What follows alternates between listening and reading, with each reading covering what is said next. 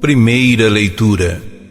Segunda carta de São Paulo aos Coríntios. Irmãos, quem se gloria, glorie-se no Senhor, pois é aprovado só aquele que o Senhor recomenda e não aquele que se recomenda a si mesmo. Oxalá pudesseis suportar um pouco de insensatez da minha parte. Na verdade, vós me suportais. Sinto por vós um amor ciumento semelhante ao amor que Deus vos tem. Fui eu que vos desposei a um único esposo, apresentando-vos a Cristo como virgem pura.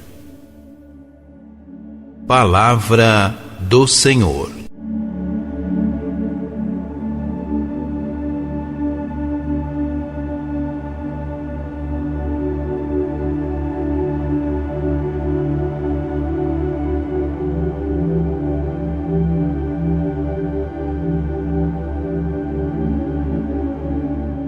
O único critério possível ou válido é Jesus Cristo e o próprio Evangelho.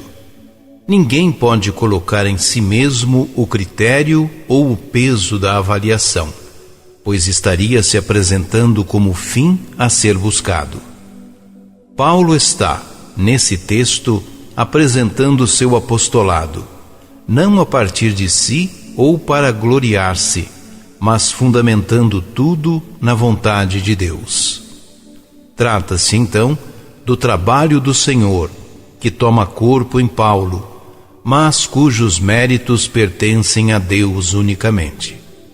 Por isso, Paulo apresenta-se não como alguém que tece elogios e recomenda a si mesmo, mas como alguém a serviço de Deus, e, portanto, recomendado pelo próprio Deus para seu serviço.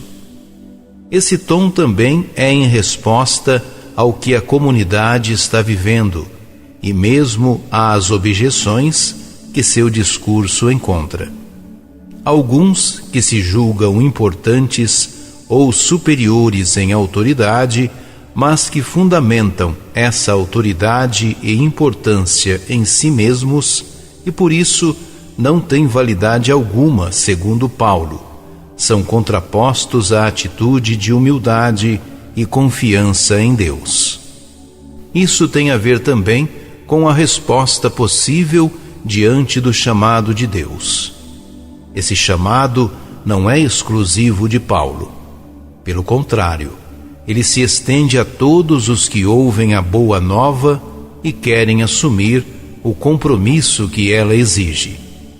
A todos nós, portanto, que, se aceitarmos o Evangelho como projeto de vida, não é a partir de nós mesmos, de nossos desejos pessoais, que estabelecemos o critério para as coisas.